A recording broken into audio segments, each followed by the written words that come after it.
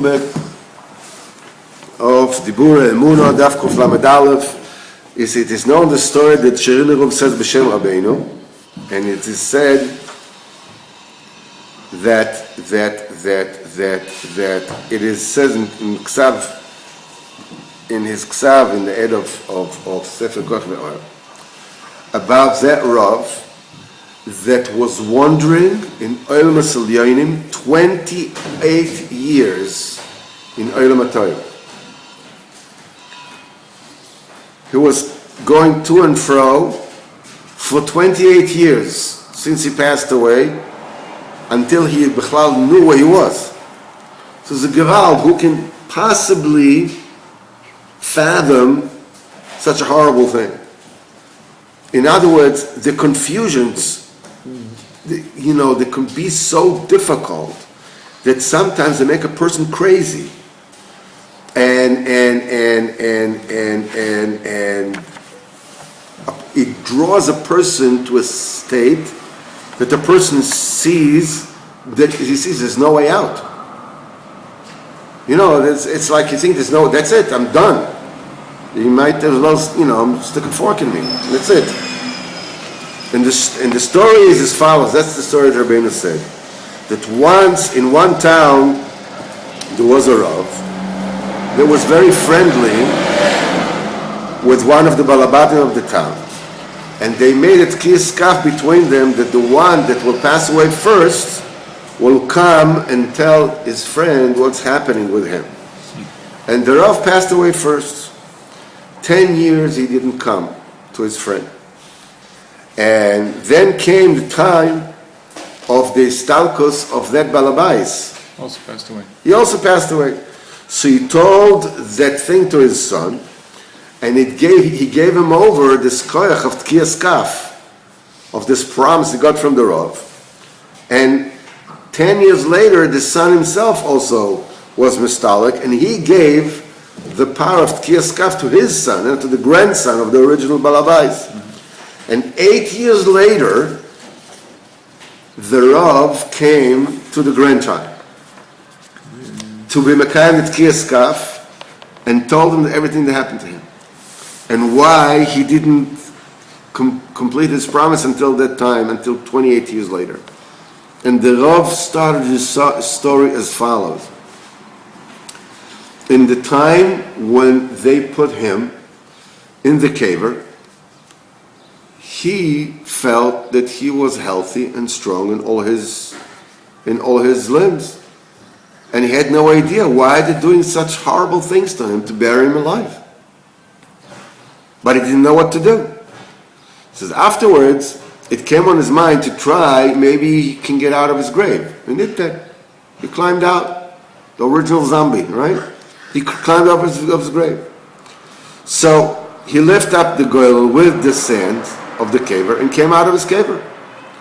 But he was wearing shrouds. Mm-hmm. How can he come into town in shrouds? So he waited until nightfall. So then he came to town. He came to town and recognized his house. But he didn't want to get into his house and scared his house up to death wearing shrouds. So he met somebody, a roving merchant that was selling used clothes. And he also had clothes of Rabbanish clothes, Bekach and everything. So he asked him to exchange, a proper rabbinical clothing for his shrouds that are practically brand new, the only one they owned. So the merchant agreed. And he got into town, and then he saw that he was mistaken, he saw this town. So he went into a restaurant, some kind of a soup kitchen, a restaurant that was light, and he was very, very hungry. And he sat there, to eat, satisfy his heart. When he asked to eat, they asked him, you need to pay.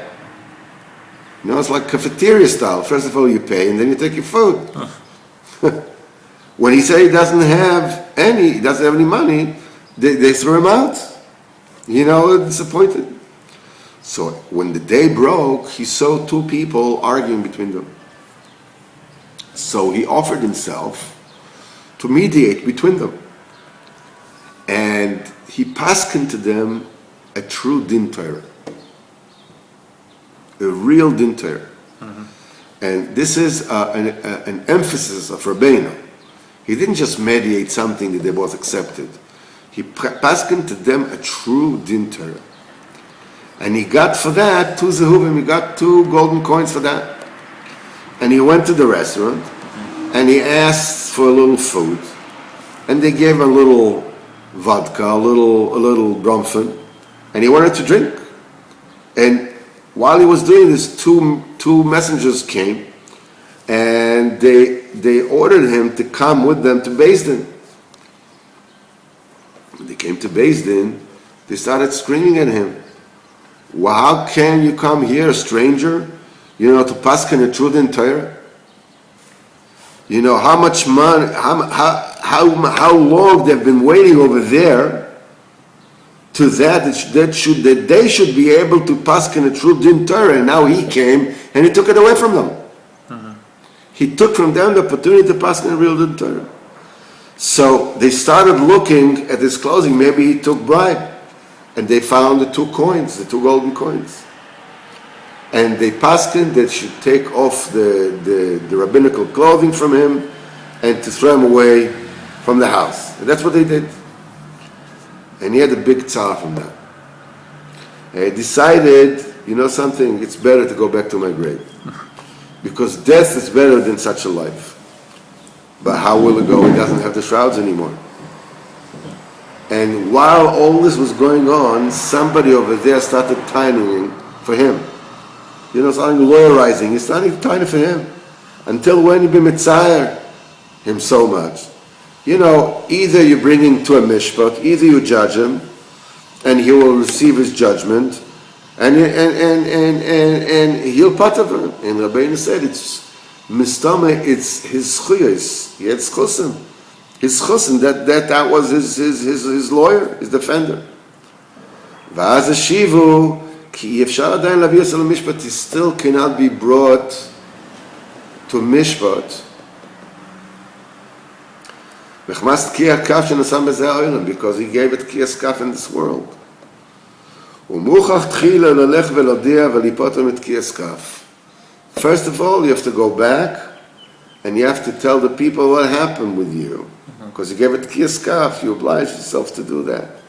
So now he came to the grandson of the original Balabais to tell them what happened to him after he actually roamed around for 28 years without menucha, without rest.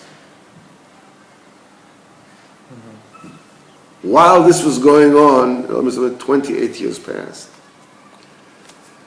It says to know that one is dead.